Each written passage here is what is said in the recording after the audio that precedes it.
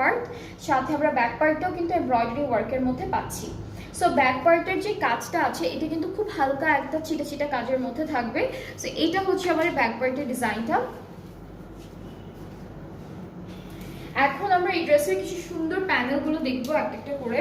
এটা হচ্ছে ফ্রন্ট আর স্লিভসে যাবে, এটা ফ্রন্ট পার্ট আর স্লিভসে যাবে এই প্যানেলটা। এইটা হলো ফ্রন্ট আর ব্যাক পার্টের দামানে একদম লাস্টে এটা। হ্যাঁ, এটা হচ্ছে ফ্রন্ট আর ব্যাক পার্টের দামানে বসবে।